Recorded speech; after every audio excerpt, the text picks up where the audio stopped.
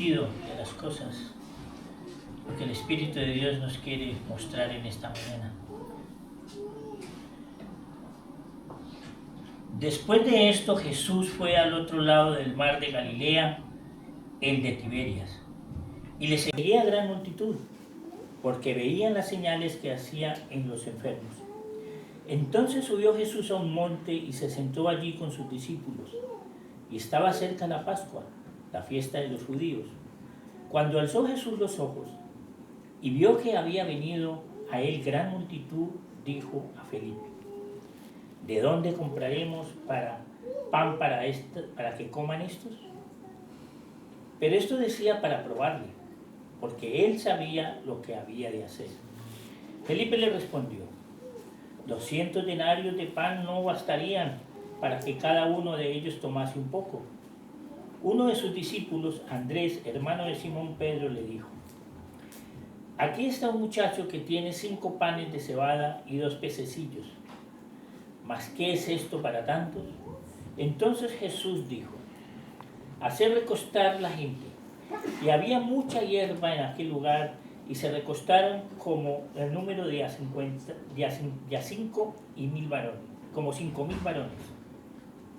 Tomó Jesús aquellos panes, y habiendo dado gracia, los repartió entre los discípulos, y los discípulos entre los que estaban recostados, asimismo de los peces cuanto querían. Y cuando se hubieron saciado, dijo a sus discípulos: recoged los pedazos que sobraron, para que no se pierda nada.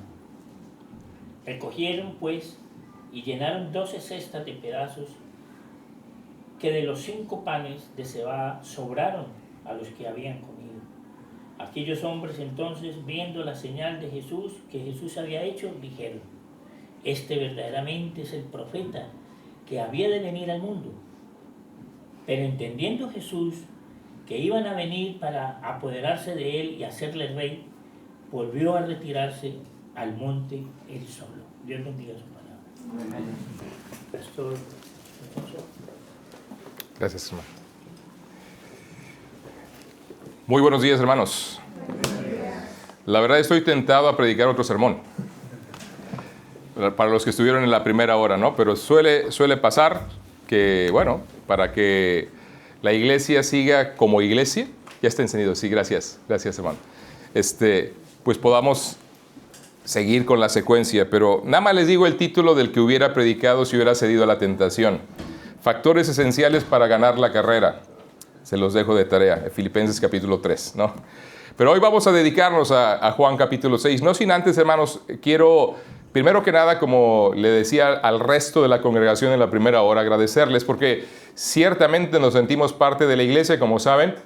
En los inicios aquí estuvimos, 2018, aquí estuvimos en los arranques, bueno, aquí a la vuelta, como a 100 metros, los que no saben, un local pequeñito, como apenas entraban 20 sillas, para que tengan una idea cómo era el local, y el ver lo que Dios ha estado haciendo a lo largo del tiempo nos emociona. Y sobre todo también que sepan que la obra en Toledo estamos teniendo el mismo problema. Ya no entramos, ¿cuántos fueron cuando inauguramos hace año y medio, verdad? Casi 2 años. Que ustedes fueron a abarrotar el lugar, ¿verdad? Llenar el local que Dios nos concedió alquilar. Bueno, por la gracia del Señor sigue abarrotado. Entonces ya estamos pensando, bueno, no pensando, desde hace algunos meses estamos orando porque Dios nos provea y nos pueda dar, no para alquilar. ¿Amén, hermanos? No para alquilar, sino como hizo el milagro de comprar, porque fue un milagro comprar, los que saben cómo fue el proceso de la compra de este hogar también, los que saben de ello, fue un milagro que el Señor hizo en tiempos de pandemia, cuando se compró este lugar, y ahora pues estamos rogando por otro milagro para que nos dé un lugar, ¿qué les gusta? ¿4 veces más grande? Pues digo, pedir no empobrece, ¿no, hermanos? Y Dios sabe lo que podrá y lo que querrá hacer entre ustedes y entre nosotros ahí en Toledo. Pero ya saben que nos sentimos parte, siéntanse parte también, porque lo que estaba aconteciendo en Toledo es parte también de la obra de la Iglesia Bíblica Bautista de Más Vida aquí en Alcorcón. Recuerden que no solo estamos trabajando ahí en Toledo capital, estamos ayudando en el establecimiento de otra obra en Camarena, que es un pueblo ahí aledaño, como a 20 minutos de Toledo, y Dios está bendiciendo también esa obra, ¿no? Estamos colaborando con el hermano Gabriel Franco y su familia. Ellos empezaron la obra en su casa y por la gracia de Dios ya se pudo adquirir un local de 240 metros cuadrados, comprado. Claro, se está pagando todavía la hipoteca, pero faltan 4 años nada más, o sea, ya 4 años por terminar de pagar. Entonces, me da envidia santa de repente, ¿no? Pero bueno, ¿hay envidia santa? Bueno, ya les di un nuevo término, ¿no? Para que puedan ahí aplicarlo, pero no lo apliquen, no abusen del término, por favor. La realidad es que nos estamos gozando de lo que vemos, pero déjenme decirles algo. Dios está haciendo algo en España. Yo estuve aquí hace 24 años la primera vez y era raro ver una iglesia. Se me decía que una iglesia tardaba hasta 15 años en establecerse con apenas unos 10 miembros fundadores. Y cuando alquilamos el local en Toledo, ustedes que lo conocen saben que es pequeño, lo hicimos un poquito todavía con esa contaminación, ese pensamiento en la mente, ¿no? Pensando en que tardaremos en ver fruto, tardaremos en ver gente entre nosotros. Y Dios nos probó equivocados. Entonces, está habiendo un giro. ¿Lo ven ustedes aquí? Bueno, la iglesia en Azuqueca está en la misma circunstancia, la iglesia ustedes, la iglesia nuestra. Entonces, hablamos y escucho otros. La iglesia allá en País Vasco, estuvimos con ellos. Recuerdo hace, ¿qué serán? 10 años, en una ocasión que queríamos pasar a visitarles. Y fíjense lo que pasó, que me chocó de momento, pero hoy lo entiendo. Me chocó de momento porque no comprendía todas esas cosas. Llevamos 13 años aquí en España ya viviendo y no entendía de situaciones como esta. Íbamos un grupito como de 10 personas de Madrid y les decíamos, hermano, queríamos quedarnos a estar con ustedes en el culto. Y el pastor dijo, hermano, perdónenos, pero no los podemos recibir. ¿Cómo que no nos pueden recibir? El local es muy pequeño y no entramos. Bueno, ahora ya tienen un local mucho más grande y ahora sí pueden ir quien sea, ¿no? Y bendito Dios por ese cambio, ¿no creen, hermanos? Amén. Y lo vemos en diferentes partes de España. Gocémonos, pero también seamos responsables. Hay oportunidad, hermanos. Hay oportunidad. Es tiempo de cosecha. Sigamos sembrando y sigamos cosechando. Tiremos de la red, no es solo lanzar la red, tiremos de la red, porque Dios está haciendo una obra que, hermanos, creo que tiene que ver con que Cristo viene muy pronto. Amén. ¿No los oigo muy convencidos esta mañana? Amén. Eso es, gracias, Michael. Luego una Coca-Cola para ti, ¿verdad? ¿No te gusta, verdad? Bueno, no sé. Pero vamos a materia, hermanos. Gracias de verdad por su apoyo. Gracias por ser parte de la obra en Toledo. Sigan orando que el Señor nos permita ese lugar que Dios tiene para nosotros. Antes de llegar a Juan capítulo 6, yo quisiera nada más que tengan su atención un momentito en el libro de Deuteronomio capítulo 30. Yo sé que algunos ya dobletearon sermón. Habrá elementos distintos ciertamente porque siempre pasa. Uno nunca puede predicar un sermón idéntico. Pero al mismo tiempo, como decía un pastor amigo mío que está ahora en El Paso, Texas, decía, si un sermón no se puede predicar 2 veces, no valió la pena haberse predicado siquiera la primera. O sea que siempre tenemos que pensar en que la Biblia y la palabra de Dios hay que compartirla tantas veces como sea posible. Pero notemos esto en Deuteronomio capítulo 30, versículo 19 y 20. Moisés, en sus últimos desafíos para la nación de Israel, establece esto. A los cielos y a la tierra llamo por testigos hoy contra vosotros, judíos, israelitas, hebreos, que os he puesto delante la vida y la muerte, la bendición y la maldición. Nota estas palabras. Y tengamos cuidado porque a veces no entendemos la soberanía de Dios y hay personas que la entienden a una manera muy conveniente, pero nota sobre todo el primer verbo. ¿Cuál es? escoge. Escoge. Dios hace responsable al hombre de las decisiones que toma. El soberano de la tierra tiene todo el derecho de hacer las cosas como él quiera, porque por eso es soberano.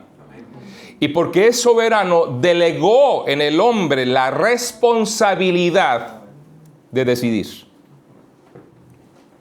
Escoge, pues, la vida para que vivas tú y tu descendencia, amando a Jehová tu Dios, atendiendo a su voz y siguiéndole a Él, porque Él es vida para ti y prolongación de tus días, a fin de que habites sobre la tierra que juró Jehová a tus padres Abraham, Isaac y Jacob, que les había de dar. ¿Cómo quieres vivir tu vida? Es mi pregunta para ti en esta mañana. ¿Sabes? De todas las formas que puedes decidir vivirla, la verdad se resume a dos elementos solamente y están claramente ejemplificados por lo que pone delante Moisés. He puesto delante la vida y la muerte, la bendición y la maldición. ¿A qué nos exhorta Moisés? ¿A que elijamos? La vida. La vida. Es como Cristo cuando dijo, entrad por la puerta, porque amplia es la puerta y espacioso el camino que lleva a la perdición, y muchos son los que entran por ella, pero estrecha es la puerta y angosto el camino que lleva a la vida, y pocos son los que la hallan. Cristo está diciendo, hay dos puertas, hay dos caminos, hay dos opciones nada más. Entra por la correcta, entra por la puerta estrecha. Moisés dice, elige la vida, elige la bendición. En otras palabras, solo tienes dos opciones. Vivir la vida a tu manera o vivir la vida a la manera de Dios. ¿Cuál eliges? Y es lo que quiero plantearte con eso. Es lo que quiero animarte a hacer. Elige pues la vida. Entra por la puerta estrecha. Elige la bendición. ¿Sabes? Muchas de las consecuencias que hoy sufrimos en nuestra vida, especialmente como hijos de Dios, no es porque Dios quiera tu mal, es porque has elegido mal. Y tenemos que decir con humildad, Dios tiene razón. ¿No es así, hermanos? Vayamos a Juan capítulo 6, donde ya hicimos la lectura, nuestro hermano Germán nos dirigió en ella, para poder tomar de esta porción, de este milagro, varios principios que me van a ayudar a vivir a la manera de Dios, porque de eso se trata el asunto. Ahora, los milagros que el Señor Jesucristo, el primer propósito que tenían, eran presentar sus credenciales como el Mesías. No se nos olvide. No perdamos de vista este elemento, porque a veces por eso algunos por ahí andan queriendo hacer milagros. Cuidado. Eran cuestiones que tenían que ver, número uno, con las credenciales del Mesías. Número dos, con la acreditación del mensaje, cuando la Biblia aún no estaba completada. Pero déjame, te doy una noticia por si no lo sabes. La Biblia ha terminado de escribirse. No existen nuevas revelaciones. No existen nuevas palabras. La palabra de Cristo está completa. Y permanecerá, como dice Él, para siempre. Así que si alguien por ahí te dice, es que yo tuve una visión, yo te animo a que le preguntes, ¿qué cenaste anoche? ¿Te checaste que no estuviera estropeada la leche antes con la que hiciste tu colacao? Cuidado, porque ese tipo de visiones, créame que no vienen del Señor. Vendrá un momento, pero ese momento vendrá otra vez cuando Dios haga algo similar de visiones y sueños, pero no estaremos ya aquí, hermanos. Bueno, y si te toca quedarte, ya te digo, tendrás un problema. Se llama la tribulación, hermanos. Piensa en eso. Pero bueno, vamos a nuestro texto. Juan capítulo 6. El primer elemento que tenemos que tener en cuenta para poder vivir a la manera de Dios, no leeré otra vez el pasaje, iremos poco a poco en él. Tenemos hasta la hora de la comida, comen a las 4, ¿no, hermanos? Ahora, yo tengo culto a las 6:30 en Toledo, así que me da tiempo para llegar, más o menos. Eso, hermana, gracias. Al menos la hermana va a estar con nosotros, ¿verdad? Michael, yo esperaba más de ti, hermano. ¿Qué pasó? ¿Confías tú en Dios? Antes que me digas que sí, detente un momentito. ¿Qué implica confiar en Dios? Porque es muy fácil decir que le creo. Y muchas personas cuando dicen confía en Dios, lo confunden con Dios va a hacer todo lo que yo le pida. ¿Y sabes qué? No es verdad. Algunos piensan que confiar en Dios es que yo le pido y Él me da. Es que Él me va a quitar todos los problemas, por eso tengo tanta confianza en Dios que Él va a quitar todo y va a llenar todo para que todo me vaya bien. Una mala interpretación de Josué 1:8 o del Salmo número 1. La verdad. Porque si algo el Señor nos aseguró en esta vida, escúchenlo bien. Estas cosas os he hablado para que en mí tengáis paz. En el mundo tendréis aflicción. Pero confiad, yo he vencido al mundo. O sea que el Señor nos está mostrando claramente que la vida cristiana no es una vida libre de dificultades, libre de problemas. Tan es así que recuerda esto, vivimos en un mundo caído. Y hay daños colaterales, que sí, Dios quisiera que no los hubiéramos sufrido, pero son las consecuencias propias del pecado. Y el soberano de la tierra decidió que la paga del pecado es... Y si tú sigues coqueteando con el pecado, sufrirás las consecuencias, no de la condenación, porque bendito Dios, Cristo pagó por mi pecado en la cruz. Y si has confiado en Él, tienes la vida eterna. ¿Amén, hermanos? Amén. Pero, como hijo de Dios, Dios también al que ama, disciplina y azota. Escucha palabras, azota a todo aquel que recibe por hijo. O sea, no quedas libre.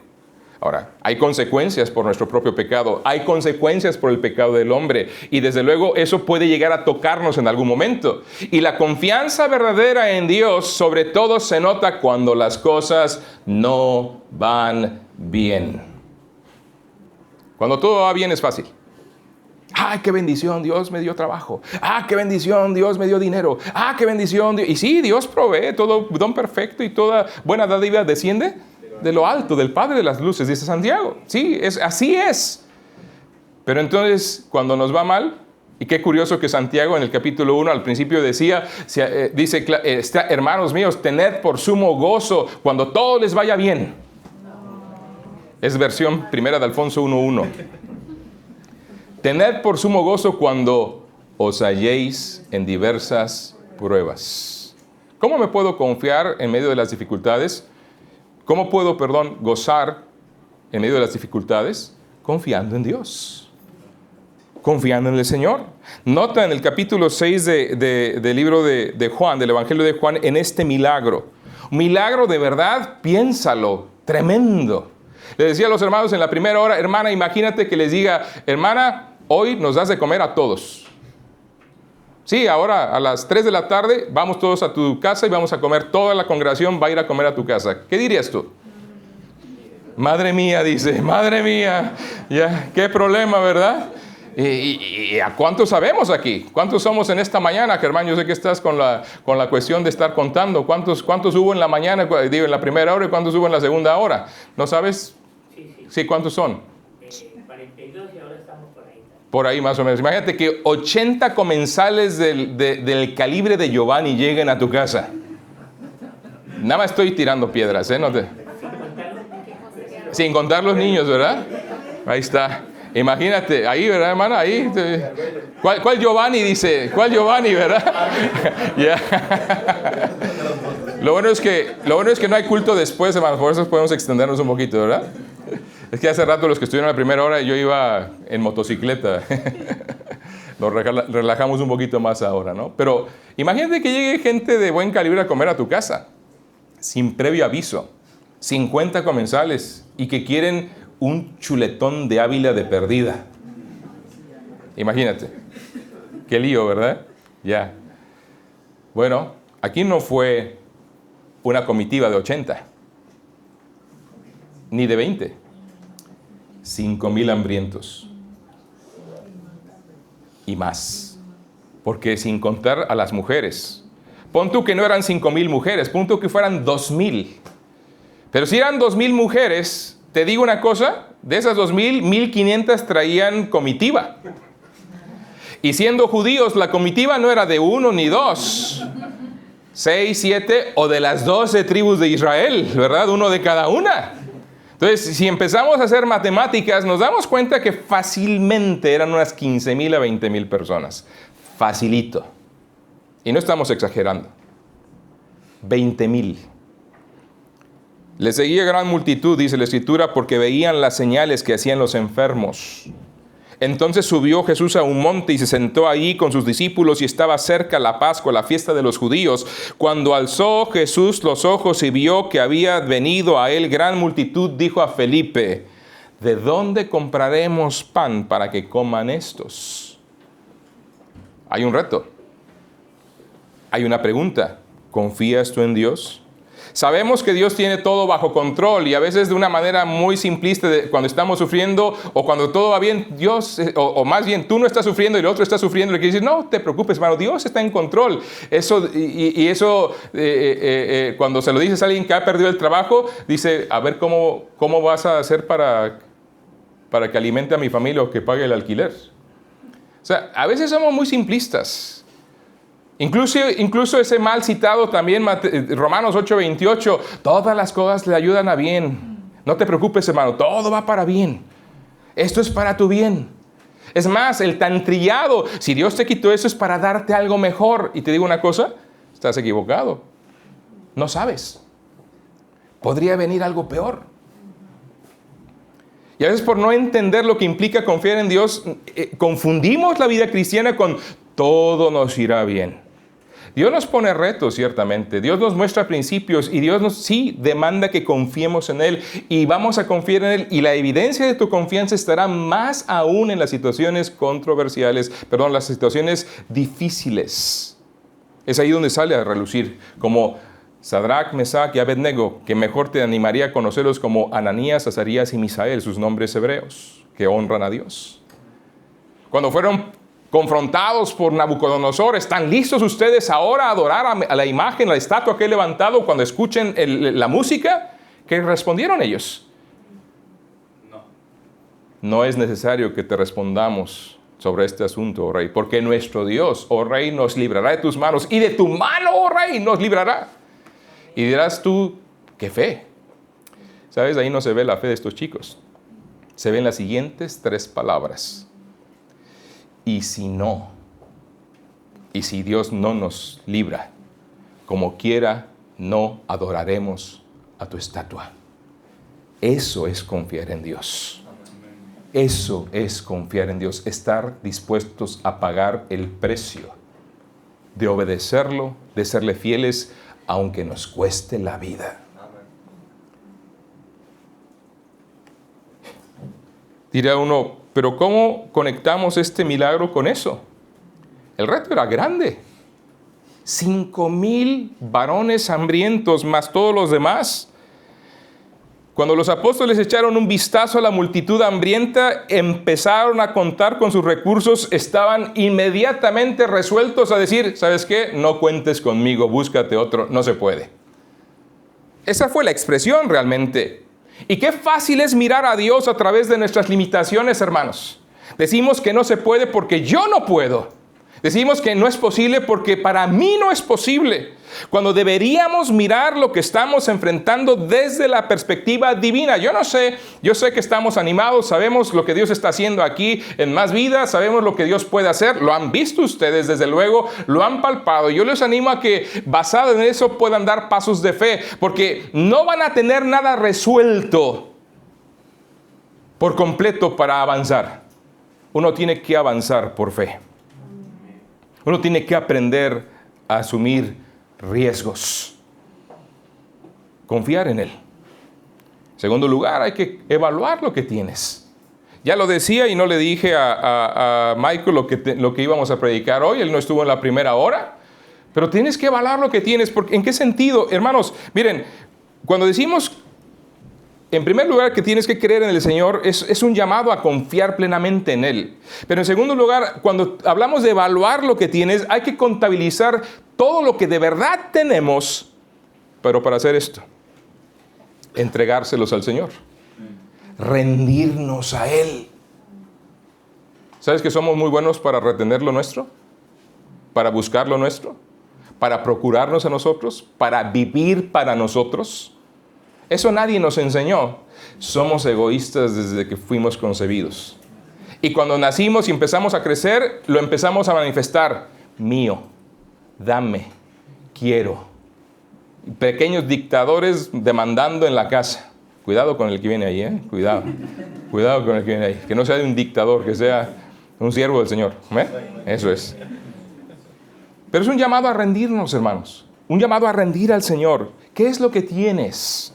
Sabes, tristemente solemos pensar más en lo que no tenemos que en lo que tenemos. Y por eso vemos lo que pasó aquí. Pero esto dice la Escritura, ¿de dónde compraremos pan para que coman estos? Pero esto decía para probarle, porque él sabía lo que tenía que hacer. Felipe respondió, 200 denarios de pan no bastarían para que cada uno de ellos tomase un poco. No tenemos ni siquiera ese dinero y aunque lo tuviéramos no nos alcanzaría, está diciendo Felipe. Y luego llega Andrés, uno de los discípulos, Andrés, hermano de Simón Pedro, y le dijo, aquí está un muchacho que tiene 5 panes de cebada y 2 pececillos, ¿mas qué es esto para tantos? Uno dice, no tenemos suficiente, y otro dice, tenemos esto, pero es muy poco. ¿Alguien se apellida Contreras aquí?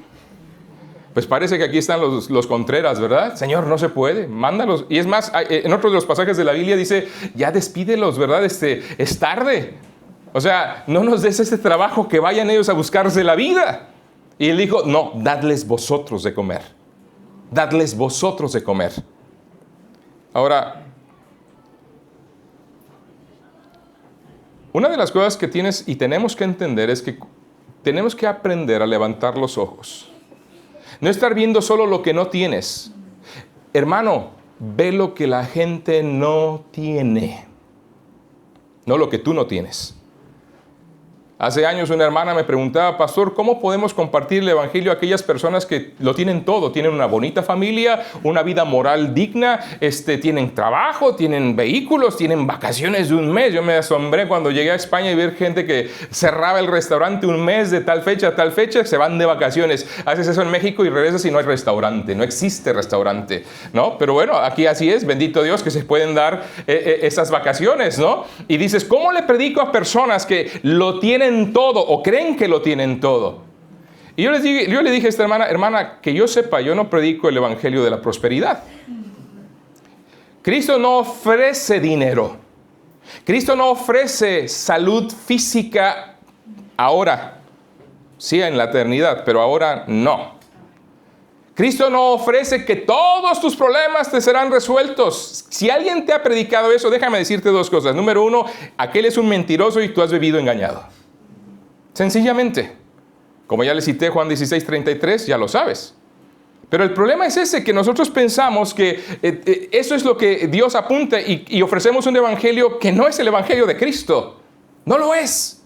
¿Qué es lo que se ofrece en el evangelio? El perdón de los pecados. Cristo murió por nosotros conforme a las Escrituras, fue sepultado conforme a las Escrituras y al tercer día resucitó conforme a las Escrituras. Ese es el mensaje que predicamos, lo hizo para salvarnos y eso es lo que la gente no tiene el perdón, no tiene la certeza de la salvación, no sabe a dónde irán cuando mueran. Da igual el dinero que tengan, da igual la comodidad que tengan. Si tú los confrontas con su eternidad, ¿sabes una cosa? Te van a decir, no sé, me gustaría saber, no sé, tal vez estoy intentándolo, quién sabe. ¿Sabes qué? Dios te lo ofrece ciertamente. ¿Es el mensaje que estamos proclamando o no? Otra vez no los oigo muy convencidos, hermanos. Acabo de estar en la escuela dominical y hablamos del evangelismo, ¿verdad? Algo vimos. El evangelismo básicamente es echar la red para que la gente sea salvada, no para atraparlos. Es una metáfora que Cristo usó. ¿Por qué? Porque tenía pescadores como discípulos. Pero no estamos atrapando a la gente, estamos dando libertad a la gente con la predicación del evangelio. Miren, aquello que nos parece poco es muchísimo cuando está en las manos del Señor. Y es por eso que no es el asunto de lo que no tengo, es el asunto de quién tiene el control sobre lo que tienes. ¿A quién se lo has entregado? ¿Quién tiene de verdad la potestad sobre tu vida? Hablamos y escuchamos tanto ahora en nuestros tiempos de la soberanía de Dios. La soberanía de Dios implicaría que Él es tu rey y a Él te debes. Punto. No pienses en circunstancias, piensa en obedecer a Dios. Que a veces estamos siempre hablando de circunstancias. Las circunstancias son eso, son circunstancias.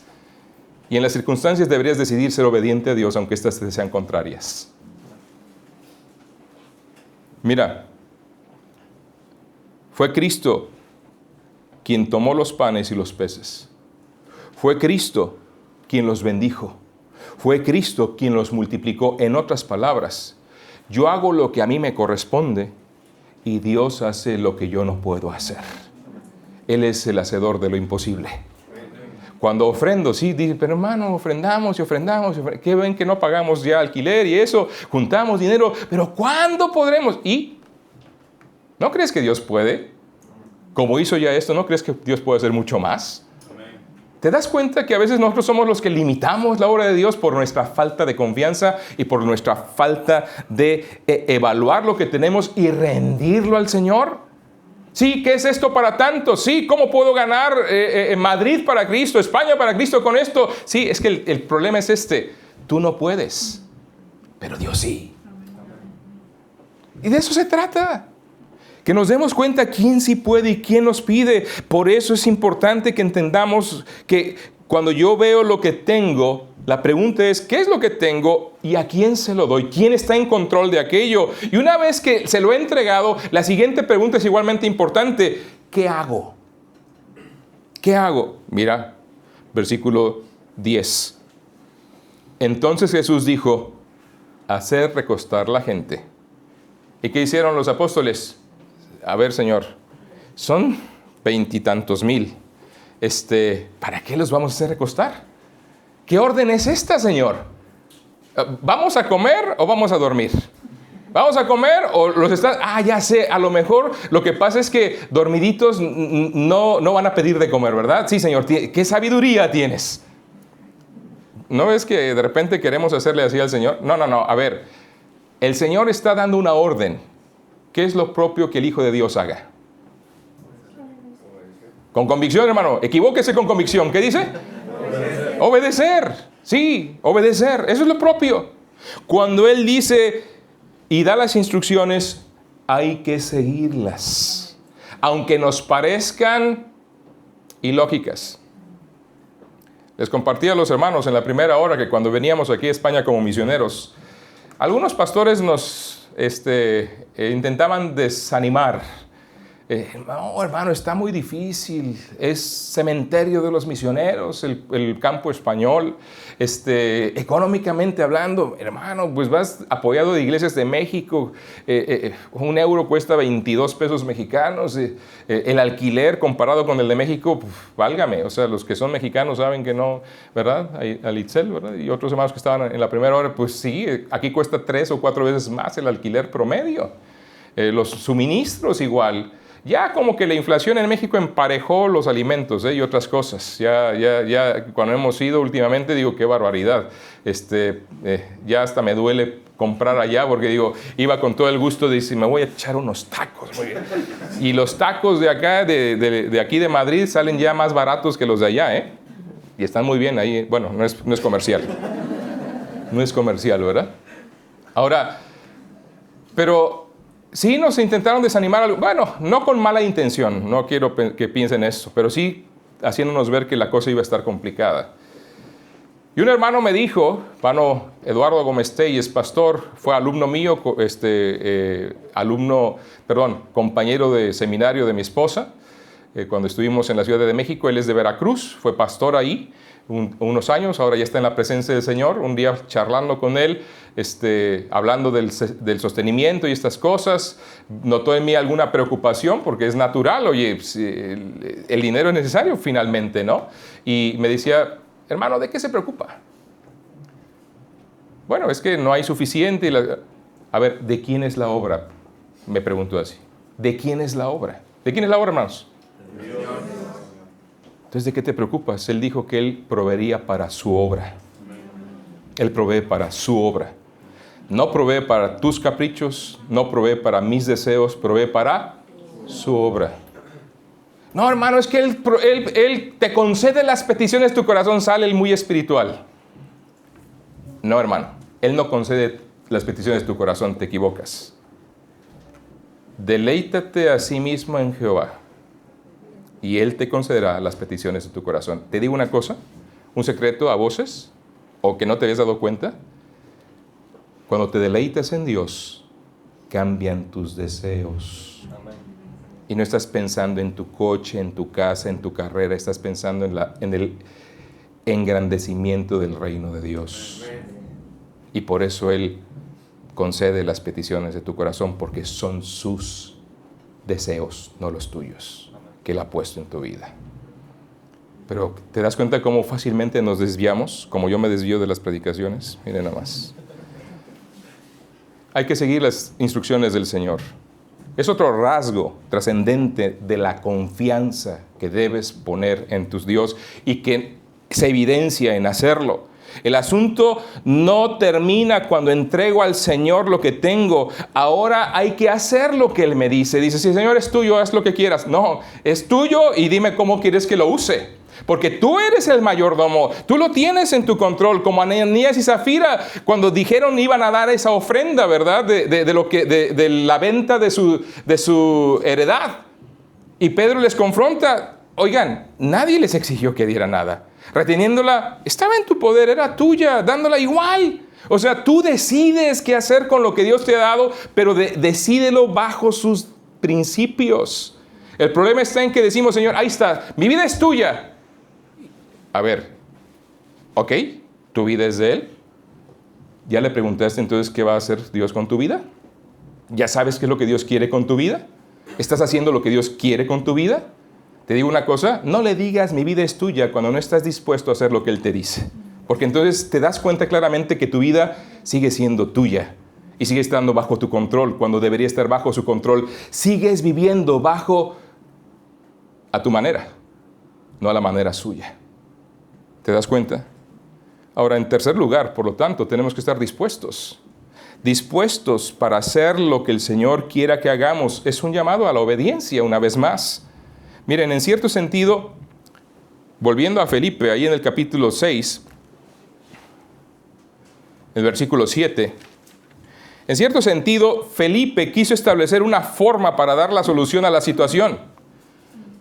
Pero no se trataba de hacer las cosas a su manera, sino a la manera de Dios. ¿Cuál era la manera de Felipe? Señor, el Señor dinero. 200 denarios de pan no bastarían para dar un bocado a cada uno de ellos. ¿Y cuántos de nosotros pensamos que a veces se nos infecta la mente creyendo que el dinero es la solución a todos nuestros problemas? Es más, por ahí ya tienes toda la planilla o todos los décimos del gordo para Navidad, ¿no? Porque si me saco el gordo, se acabaron los problemas. Pastor, ya tenemos local inmediatamente, ¿no? ¿Sí o no?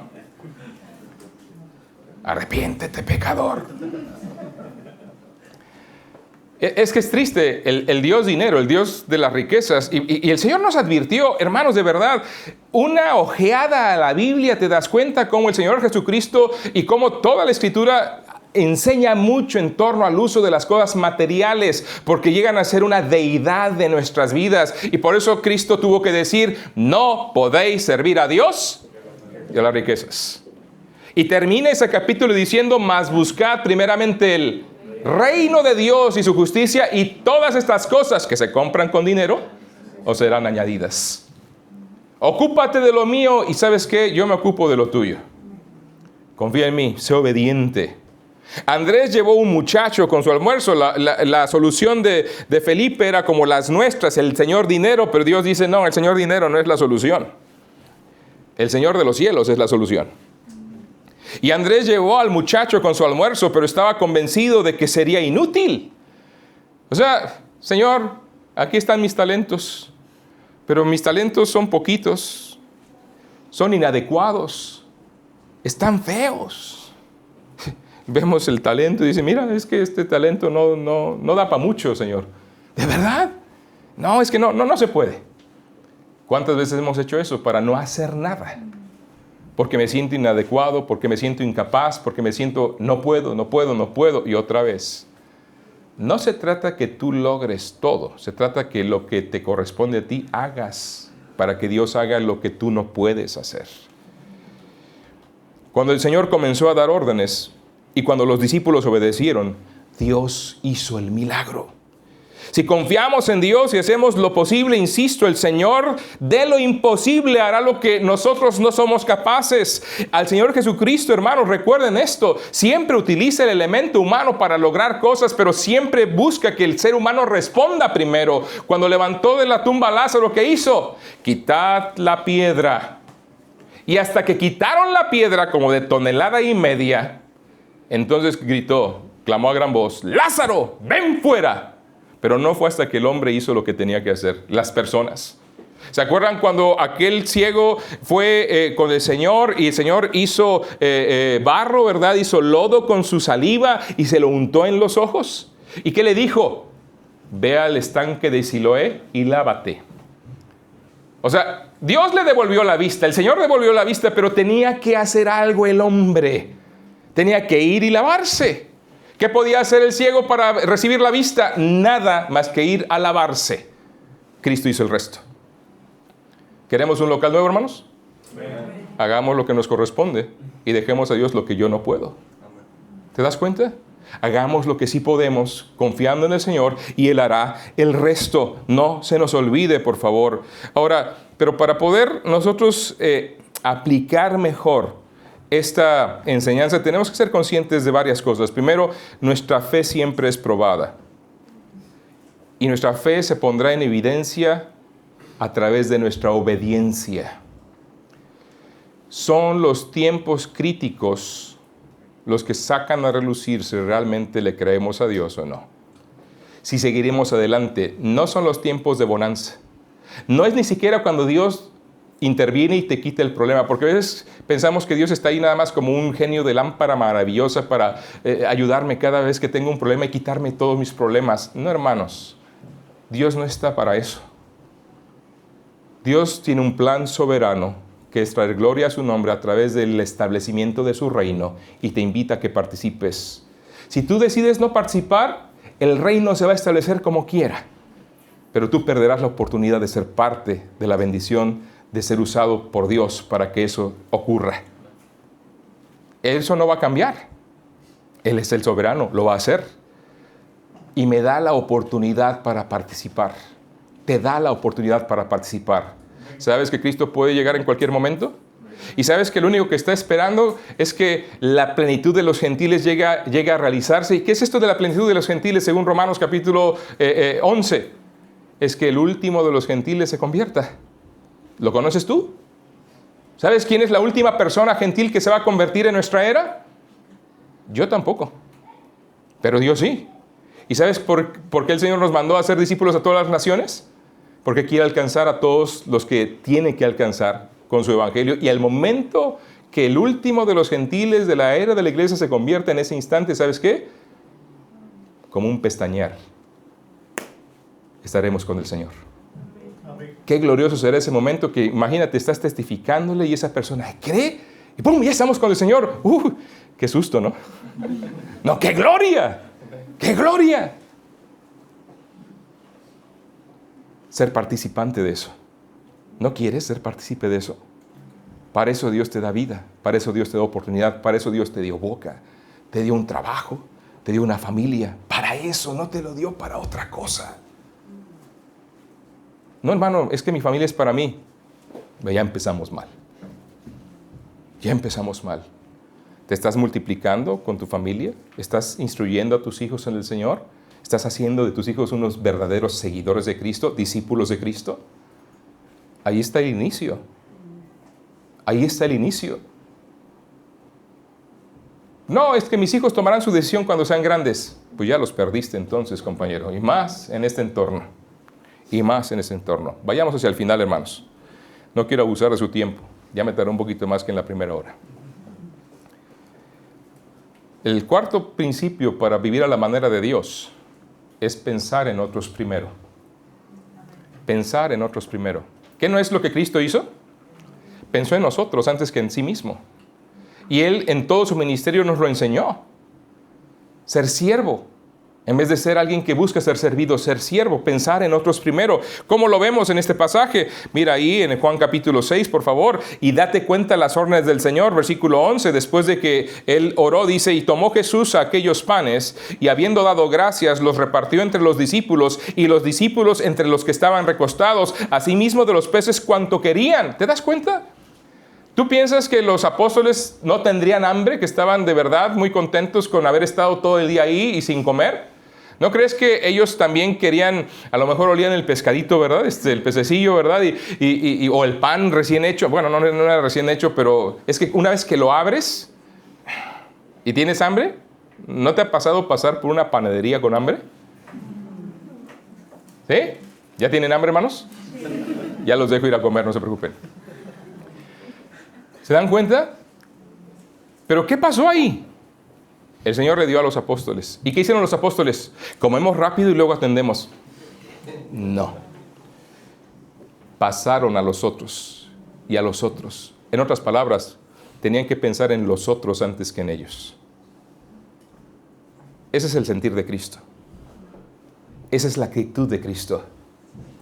El corazón de un siervo. Hermanos, el liderazgo, varones en el hogar, el liderazgo como padre de familia, primero como esposo, segundo como padre, se fundamenta en ser un siervo. Si no entendemos que estamos llamados a servir desde el hogar, la verdad tendremos muchas dificultades para guiar nuestra casa. La verdad tendremos muchos problemas para guiarla. Dios no quiere tiranos, dictadores, quiere siervos que se entregan, que se brindan, que se sacrifican por su esposa y sus hijos. Y primero por su esposa. Y esposa primero por tu esposo. No seas mamá gallina diciendo, no, yo primero mis hijos. ¿Sabes qué? Vas a destruir tu matrimonio, vas a destruir tu familia, vas a darles un mensaje errado a tus hijos. No son primero tus hijos. Primero es Dios y luego tu esposo. Para que tus hijos caminen bien, tiene que ser esa prioridad tuya. No tus hijos, tu esposo. Porque con tu relación con tu esposo y tu esposa es como vas a cubrir y ministrar a tus hijos. Si la relación entre ustedes está mal, créeme que tus hijos lo van a sufrir. Cuídalos de esa manera, por favor. Otro tema, ¿verdad? Por último, cuidemos de la bendición de Dios. Es un llamado a ser mayordomos fieles. ¿Se dieron cuenta de lo que hizo el Señor al final? Versículo 12. Y cuando se hubieron saciado, dijo a sus discípulos, recoged los pedazos que sobraron para que no se pierda nada. Mayordomos fieles, hacer buen uso de las cosas que Dios nos da. Ahora, déjame planteártelo de esta forma, porque a lo mejor te estás pensando, bueno, hermano, yo soy un mayordomo fiel, vengo a los cultos, doy mi diezmo, más o menos comparto el evangelio, yo estoy haciendo las cosas bien. A ver, momento. ¿Cuál es el porcentaje que Dios te llamará a rendir cuentas cuando estemos delante de Él en el tribunal de Cristo de tu vida, de tus recursos? ¿Cuánto Él te pedirá rendir cuentas? ¿El 10%? ¿El 100%? ¿De tu tiempo? ¿Cuánto? ¿El 100% de tus talentos? ¿Cuánto? ¿Te das cuenta? Le vas a rendir cuentas de tu vida, no de una parte. Así que hagamos buen uso no solamente de lo que Él nos da o lo que damos a Él, sino del 90%, 80%, yo no sé cuánto das, no quiero saberlo, pero Dios te llamará a rendirle cuentas de tu todo, que no se desperdicie nada.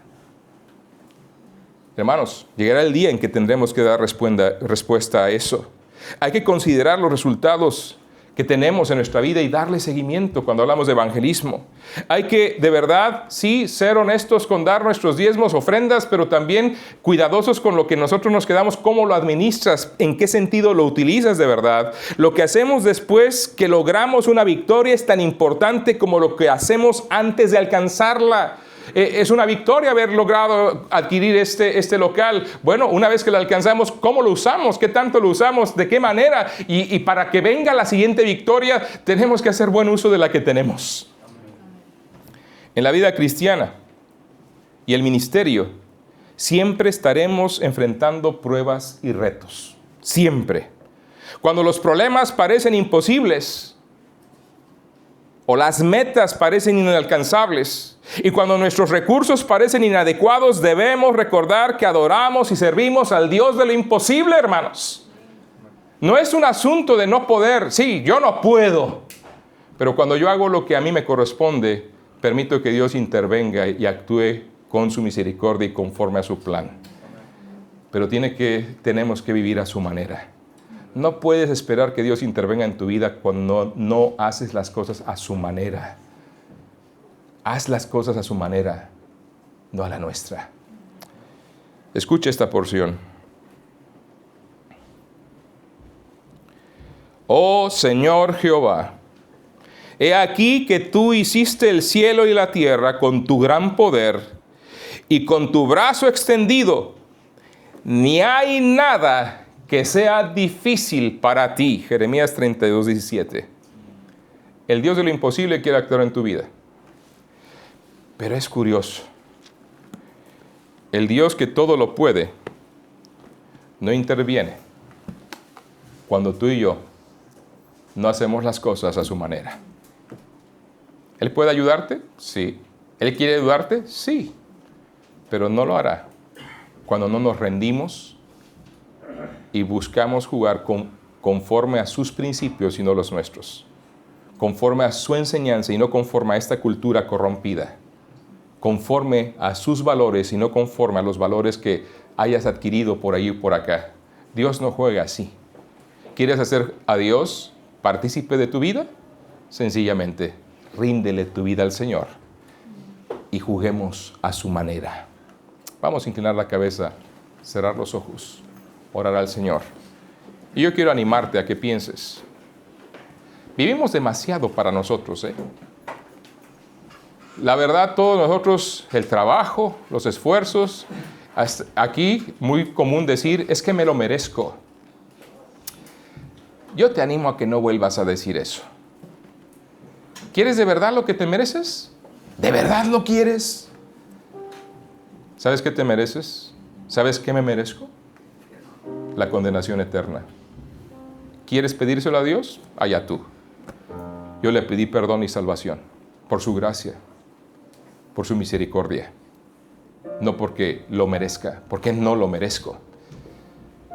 Y por eso es importante que tú veas tu vida hoy. ¿De verdad estás en Cristo? ¿De verdad quieres vivir a su manera?